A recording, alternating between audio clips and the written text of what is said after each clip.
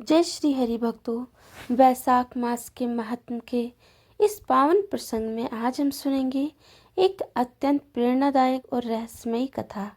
राजा भगीरथी की अद्भुत तपस्या और यमराज तथा ब्राह्मण के बीच गूढ़ संवाद का दिव्य उपसंहार है। यह कथा हमें सिखाती है कि कैसे सच्ची श्रद्धा और तप पुण्य कर्मों से असंभव भी संभव हो जाता है और कैसे मनुष्य अपने कर्मों के अनुसार ही फल प्राप्त करता है। जब राजा भगीरथ ने अपने पूर्वजों के उद्धार के लिए कठोर तपस्या की, तब स्वयं देवताओं को भी उनकी भक्ति के आगे झुकना पड़ा। और जब यमराज ने ब्राह्मण को धर्म और कर्म का रहस्य बताया, तब संसार को यह ज्ञान मिला कि धर्म मार्ग ही मोक्ष का सच्चा द्वार है। तो आइए भक्तों, श्रद्धा और भक्ति के साथ दिव्य कथा के उपसंहार को हम सुने और जाने कि वैशाख मास में किए गए पुण्य कर्म किस प्रकार जीवन और परलोक दोनों को संवारते हैं। कृपया इस कथा को अंत तक अवश्य सुने, क्योंकि कथा तभी पूर्ण फल देती है जब उसे श्रद्धा से पूरा सुना जाए। 10वां अध्याय। यमराज कहते हैं, ब्राह्मण पूर्व काल की बात है। महिरथ नाम से विख्यात एक राजा थे। उन्हें अपने पूर्व जन्म के पुण्य के फल स्वरूप प्रचुर ऐश्वर्य और संपत्ति प्राप्त थी, परंतु राजा राजलक्ष्मी का सारा कार्यभार मंत्री पर रखकर स्वयं विषय भोग में आसक्त हो रहे थे।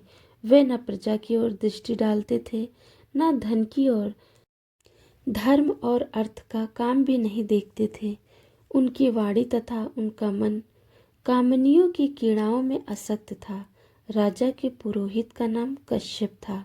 जब राजा को विषयों में रमते हुए बहुत दिन व्यतीत हो गए, तब पुरोहित ने मन में विचार किया, जो गुरु मोहवश राजा को अधर्म से नहीं रोकता, वह भी उसके पाप का भागी होता है। यदि समझाने पर भी राजा अपने पुरोहित के वचनों की अवहेलना करता है, तो पुरोहित निर्दोष हो जाता है। उस दशा में राजा ही सारे दोषों का भागी होता है। यह सोचकर उन्होंने राजा से धर्मानुकूल वचन कहा। कश्यप बोले, राजा, मैं तुम्हारा गुरु हूँ, अतः धर्म और अर्थ से युक्त मेरे वचन को सुनो। राजा के लिए यही सबसे बड़ा धर्म है कि वह गुरु की आज्ञा में रहे। गुरु की आज्ञा का आंशिक पालन भी राजाओं की आयु, लक्ष्मी तथा संख्यांकों को बढ़ाने वाला है। तुमने दान के द्वारा कभी ब्राह्मणों को तृप्त नहीं किया, भगवान श्री विष्णु की आराधना नहीं की, कोई व्रत, तपस्या तथा तीर्थ में नहीं किया। महाराज, कितने खेद की बात है कि तुमने काम के अधीन होकर कभी भगवान के नाम का स्मरण नहीं किया, अबलाओं की संगति में पड़कर विद्वानों की संगति नहीं की। जिसका मन स्त्रियों ने हर लिया, उसे अपनी विद्या, तपस्या, त्याग, नीति तथा विवेकशील चित्त से क्या लाभ हुआ। एकमात्र धर्म ही सबसे महान और श्रेष्ठ है, जो मृत्यु के बाद भी साथ जाता है। शरीर के उपभोग में आने वाली अन्य जितनी वस्तुएं हैं, वे सब यही नष्ट हो जाती हैं। धर्म की सहायता से ही मनुष्य दुर्गति से पार होता है। राजेंद्र, क्या तुम नहीं जानते, मनुष्य के जीवन का विलास जल की उत्तल तरंगों के समान चंचल एवं अनित्य है, जिनके लिए विनय ही पगड़ी और मुकुट है, सत्य और धर्म ही कुंडल है तथा त्याग ही कंगन है। उन्हें जड़ आभूषणों की क्या आवश्यकता। मनुष्य के निर्जीव शरीर को ढेले और कंठ के समान पृथ्वी पर फेंक उसके बंधु बांधव मुंह फेर कर चल देते हैं। केवल धर्म ही उसके पीछे पीछे जाता है। जब सब कुछ जा रहा है, आयु प्रतिदिन क्षीण हो रही है तथा यह जीवन भी लुप्त होता जा रहा है, ऐसी अवस्था में भी तुम उठकर भागते क्यों नहीं। स्त्री, पुत्र आदि कुटुंब, शरीर तथा द्रव्य संग्रह, ये सब पराये हैं, अनित्य हैं, किंतु पुण्य और पाप अपने हैं। जब एक दिन सब कुछ छोड़कर तुम्हें विश्वासता पूर्वक जाना ही है, तो तुम अनर्थ में फंसकर अपने धर्म का अनुष्ठान क्यों नहीं करते?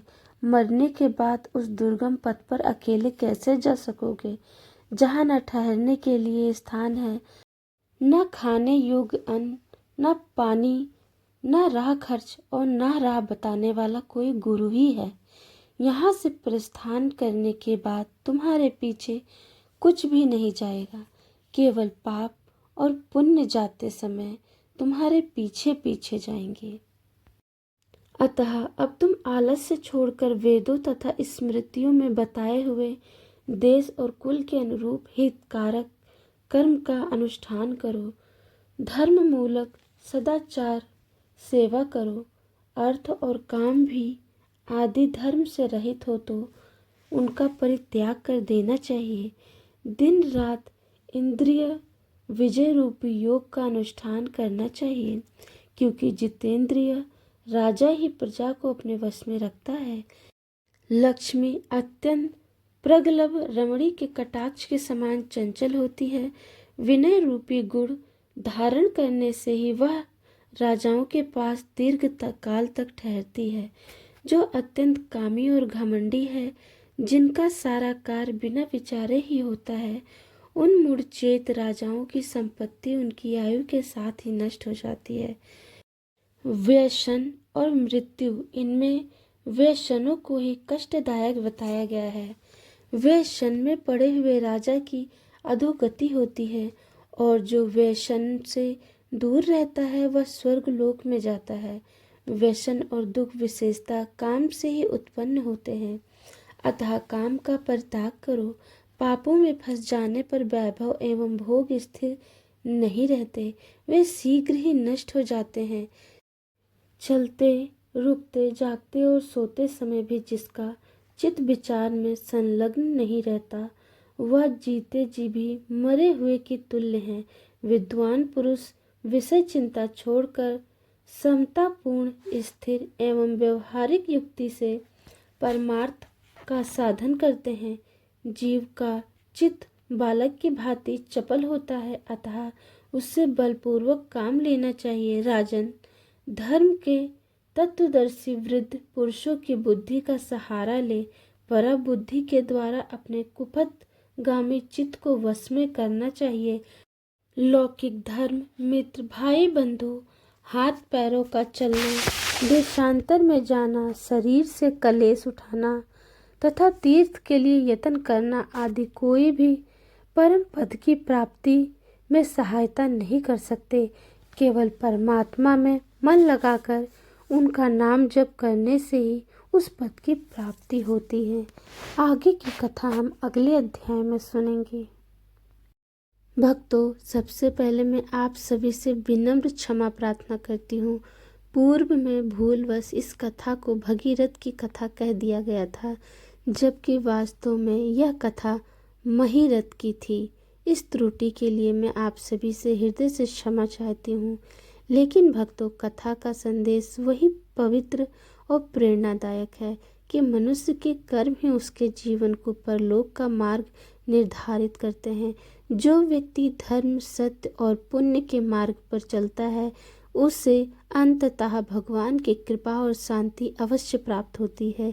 इसीलिए कहा गया है कि वैशाख मास में किया गया छोटा भी पुण्य कर्म अनेक जन्मों के पापों का नाश कर देता है और जीवन में सुख शांति का संचार करता है।